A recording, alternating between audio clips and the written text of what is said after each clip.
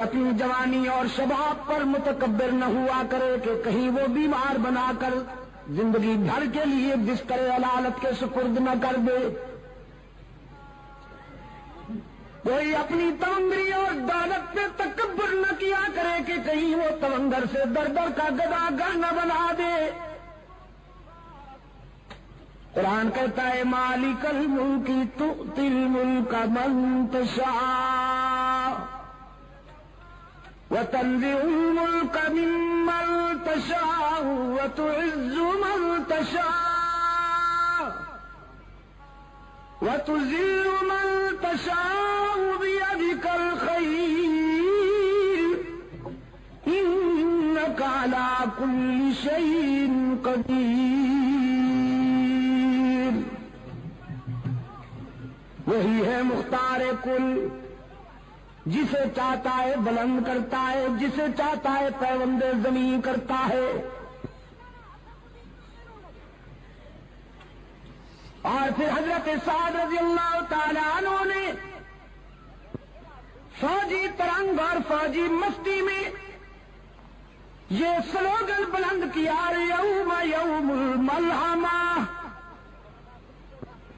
ہمیں ستانے والوں تیار ہو جاؤ، آج ستائے جاؤ گے.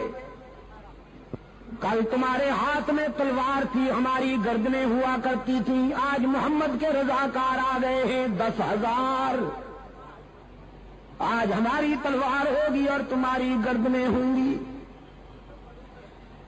ہوا کی لہروں نے حضرت سعد رضی اللہ تعالیٰ عنہ کا یہ جذباتی ماتو بارگاہ رحمت تک پہنچایا.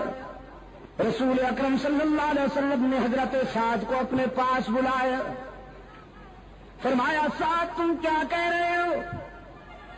عرض کیا اللہ کے رسول، میں اسلام کے دشمنوں کی حوصلہ شکنی کرتے ہوئے یہ کہہ رہا ہوں الیوم یوم الملحمہ، آج تصادم کا دن ہے، آج ٹکر کا دن ہے، آج انتقام اور بدلے کا دن ہے.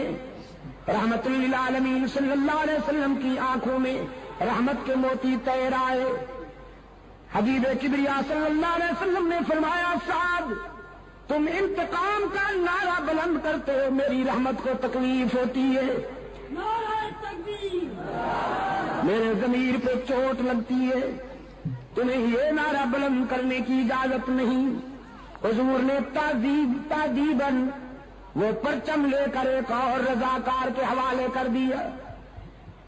صحابہ کرام نے عرض کیا اللہ کے رسول، ہمیں تو ان سنگ دلوں کا وہ ماضی یاد ہے کہ جب انہوں نے بلال کو گرم ریت پر لٹا دیا، جب ان آدم خوروں نے سمیہ کو مکہ کے چوراہے پہ 2 لخت کر دیا، ہمیں تو ان آدم خوروں کی وہ زیادتیاں یاد ہیں. رحمت عالم صلی اللہ علیہ وسلم نے فرمایا مجھے بھی یاد ہے، میں اچھی طرح جانتا ہوں، یہ شہر مجھے جانتا ہے، میں اس کے در و دیوار سے مانوس ہوں. یہ وہی گلیاں ہیں جن میں میرے لیے کانٹے بچھائے جاتے تھے، یہ وہی شہر ہے جس کے نوجوان میری ہوٹنگ کے لیے جلوس نکالا کرتے تھے، یہ وہی باشندے ہیں جو میں مجھ پہ سنگ باری کر کے مجھے لہولہان کر دیا کرتے تھے، یہ وہی مکان ہیں جن کی چھتوں پر عورتیں کوڑا کرکٹ لے کے میری انتظار کیا کرتی تھی.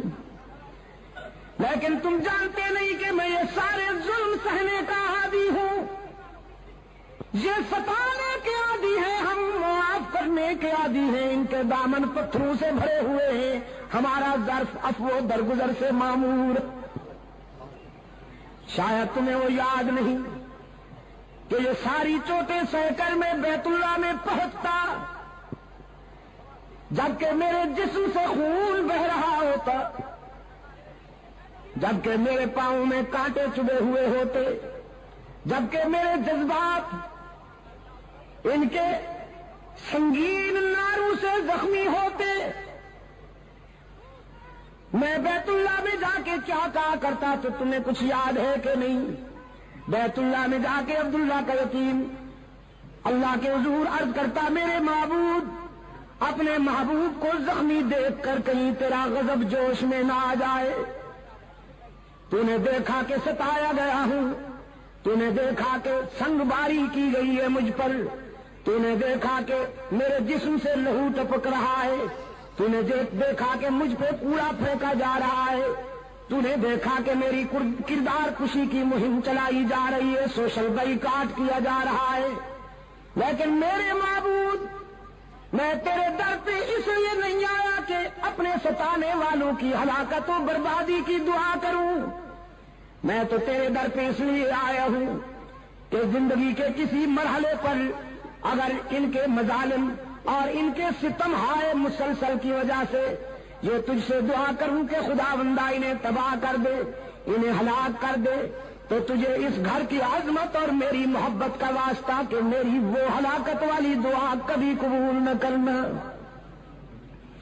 اگر میں کہوں بھی تو انہیں ہلاک نہ کرنا۔ کوہاٹ کے دوستوں، عزیز نوجوانوں، جنگ میں بڑے بڑے لوگوں کا اشتعال قابو میں نہیں آتا، بڑے بڑے لوگ اپنی عظمت فراموش کر بیٹھتے ہیں، لیکن رحمت عالم صلی اللہ علیہ وسلم کے اعتدال و توازن کا اندازہ کیجیے کہ میدان جنگ میں ایک کافر کی تلوار حضور پہ اٹھی، اللہ نے اپنے محبوب کی حفاظت فرمائی، اس کا وار خطا گیا، اب رحمت عالم کی تلوار اٹھی، وہ کافر شمشیر رسالت کی زد میں تھا، اگلے لمحے وہ تلوار کافر کا سر قلم کر سکتی تھی، لیکن رحمت عالم صلی اللہ علیہ وسلم نے اپنی اٹھی ہوئی تلوار کو روک لیا، اپنے پیچھے کھڑے ہوئے اپنی مراد و مدعا فاروق اعظم کو اپنی تلوار دیتے ہوئے فرمایا، عمر تم اس سے نمٹو۔ فاروق اعظم رضی اللہ تعالیٰ عنہ عرض کرتے ہیں، اللہ کے محبوب میں تو اس سے نمٹ لوں گا، لیکن آج میں چاہتا تھا کہ میں نبی کی تلوار کے جوہر نبی کے ہاتھوں سے دیکھوں، آج میں انتظار کر رہا تھا کہ آپ کی تلوار سے کوئی کافر کٹ کے گرے تڑپے اور اس کی طرف دیکھ کر میں اپنے جذبہ حریت کو جلا بخشوں۔ رحمت عالم صلی اللہ علیہ وسلم اشک بار ہو گئے، فرمایا، عمر تم جانتے نہیں کہ نبی کا قاتل اور نبی کا مقتول دنیا میں سب سے بڑا بدنصیب ہوتا ہے، جو کسی نبی کو شہید کرے وہ بھی دائمی جہنمی، جو کسی پیغمبر کے ہاتھوں سے مارا جائے وہ بھی دائمی جہنمی۔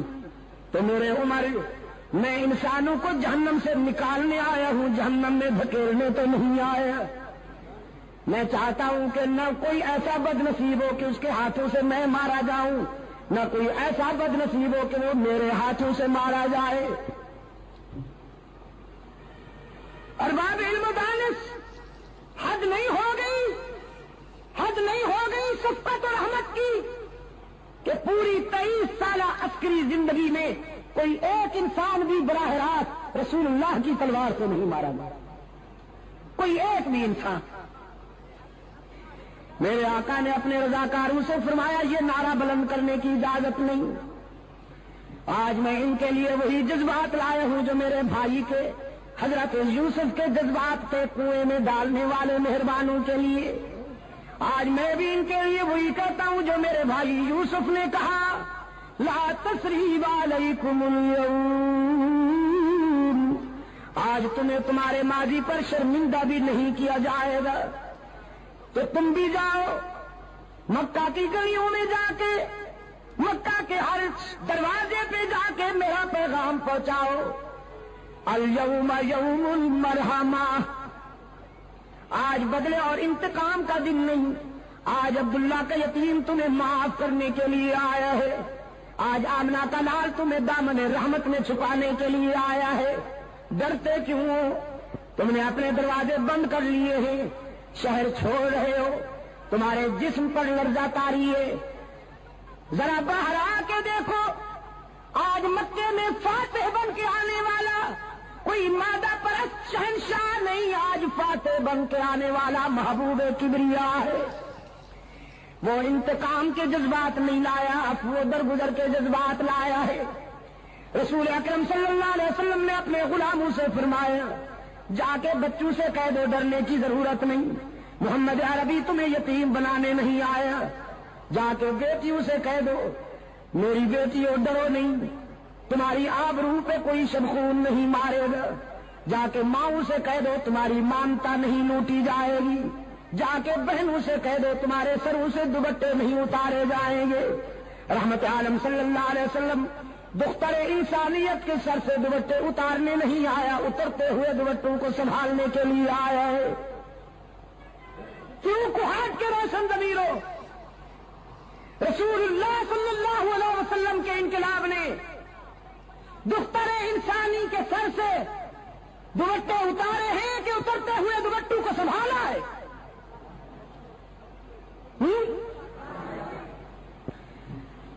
اور دور حاضر کا مستشرق، جدید مفکر، اے کاش کہ اسے اتنا پانی ملتا کہ وہ ڈوب کے مر جاتا۔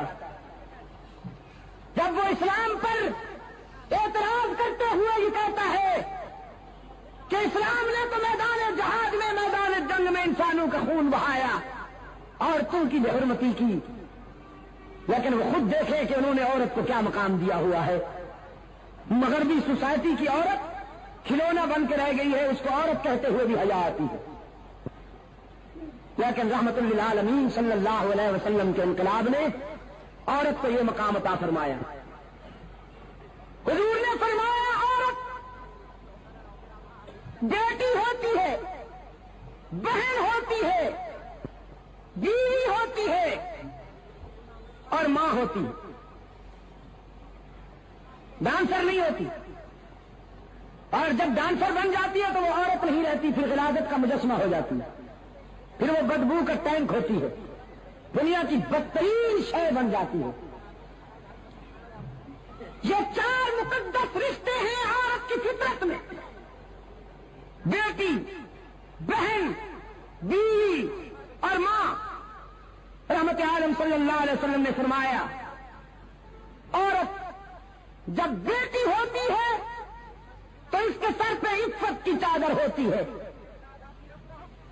عورت جب بہن ہوتی ہے تو اس کے سر پہ عصمت کا دوپٹہ ہوتا ہے، جب یہ بیوی ہوتی ہے تو اس کے جذبات میں وفا کی بلندیاں ہوتی ہیں، جب یہ ماں بنتی ہے تو اس کے قدموں میں جنت ملتی ہے۔ مشرق و مغرب کے مفکرین کی تعلیمات میں آپ کو اس مظلوم جنس کے لیے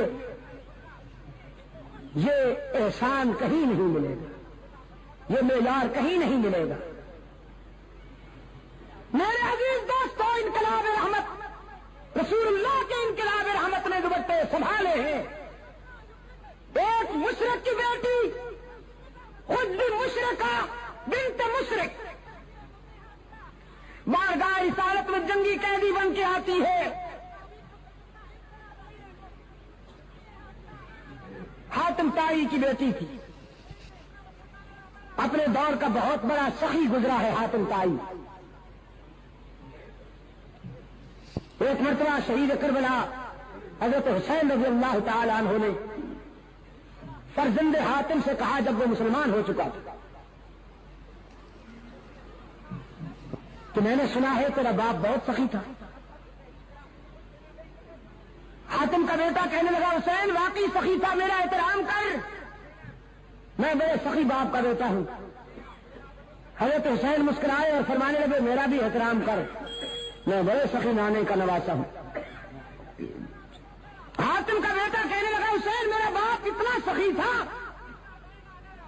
کہ اس کے گھر کے 10 دروازے تھے اور مانگنے والے کو ہر دروازے سے کچھ نہ کچھ مل جایا کرتا تھا۔ حضرت حسین رضی اللہ تعالیٰ عنہ فاتحانہ انداز میں مسکرائے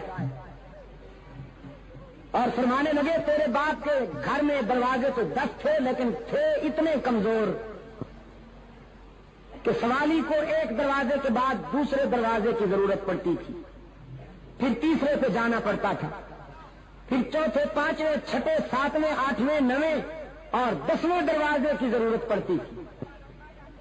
میرے نانے کے در پہ جو سوالی جاتا، میرے نانا تو اس کو ایک در پہ پہنچا دیتے، اور وہ دروازہ اتنا مکمل بھرپور تھا کہ جس سوالی کو وہ در مل جاتا تھا پھر زندگی بھر کے لیے کسی دوسرے دروازے کی حاجت ہی نہیں رہا کرتی۔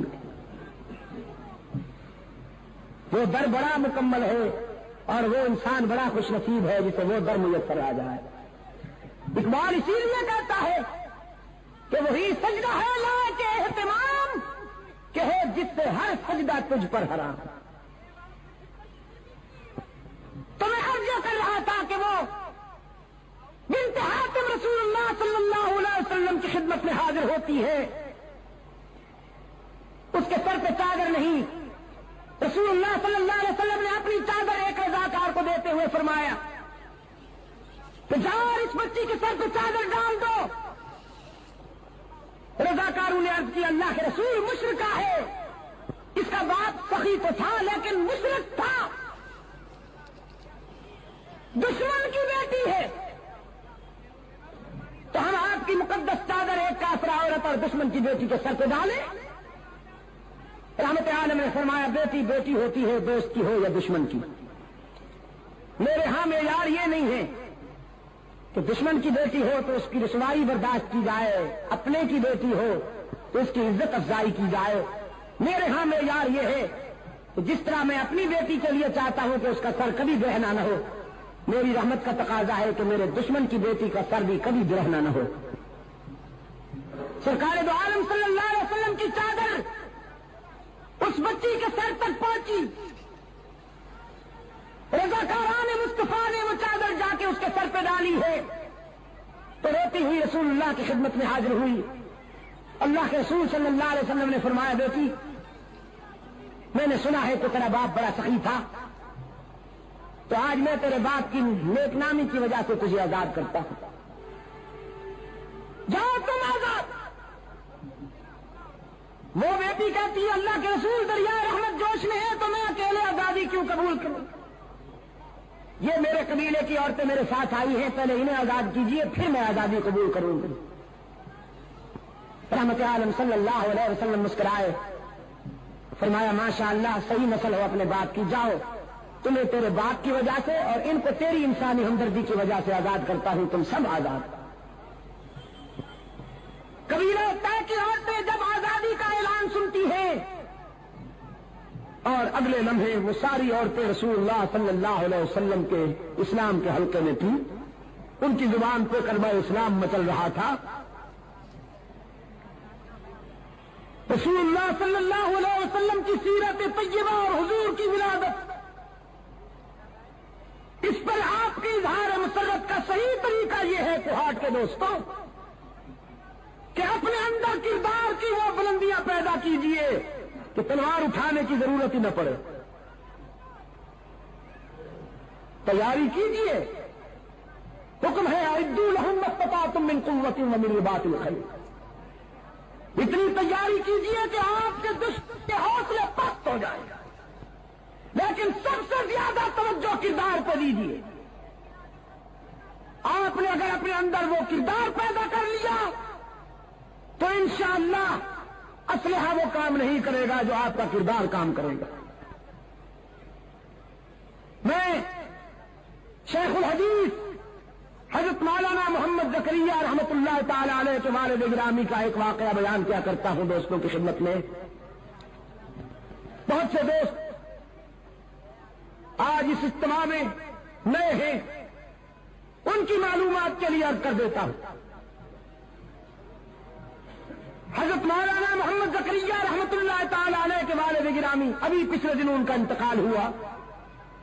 مدینہ منورہ میں انہوں نے انتقال فرمایا. زندگی کا ایک طویل حصہ اس انتظار میں مدینہ میں آئے, اکثر دعا بھی کیا کرتے تھے. اللہ نے اس درویش کی دعا کو شرف قبولیت بخشا. باب جبریل سے جنازہ اٹھا, جنت البقیع میں ٹھکانہ مل گئے. ان کے والد گرامی سے حضرت مولانا محمد یحییٰ رحمت اللہ تعالی علیہ, ان کے زمانہ میں ایک ہندو مسلم فساد ہوا. سوچ کر میں نے تجھے تیرا پرس واپس کر دیا, جاؤ اپنا کام کرو. نسبت بڑی بات ہوتی ہے عزیز دوستو. 18 ہندو مولانا سے عرض کرتے ہیں ہم نے سوچا جب غلام اتنا سچا ہے اس کا آقا کتنا سچا ہوگا, ہم فیصلہ کر کے آئے ہیں کہ ہمیں بھی اسی کا غلام بنا دیجئے جس کی غلامی نے آپ کو حق و صداقت کی یہ بلندیاں عطا کی. مولانا کے ہاتھ پر انہوں نے کلمہ پڑھا، اسلام قبول کیا. کہنے لگے مولانا عدالت کا وقت ابھی ختم نہیں ہوا، چلیے ذرا. اب کیونکہ ہم مسلمان ہو گئے ہیں، فرض ملکیت ہمارے پاس ہے، مثل عدالت میں موجود ہے، ہم بیان دیتے ہیں کہ زمین مسجد کو ملنی چاہیے. عدالت میں آ کے انہوں نے بیان دیا کہ اب چونکہ ہم مسلمان ہو چکے ہیں، اس زمین کے اصل مالک ہم ہیں، تو آپ یہ زمین مسجد کے نام الاٹ کر دیجیے. اس نے مصر کو معائنہ کیا تو دیکھا کہ واقعی یہی لوگ اصل مالک تھے زمین کے. زمین مسجد کے نام الاٹ ہو گئی.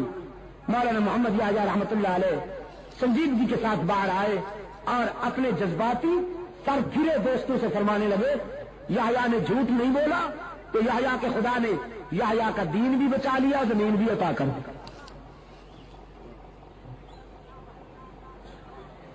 میرا پیغام آپ کے لیے آج یہی ہے کہ آپ حضور اکرم کی ولادت کا جشن یا خوشی اس طرح منائیے کہ رسول اللہ کے زیادہ حیات کو اپنا کر رحمت عالم کا کردار کو اپنی زندگی میں جگہ دیجیے، پھر دیکھیے اثرات کیا ہوتے. آج اسرائیل کا یہودی، روس کا دہریہ،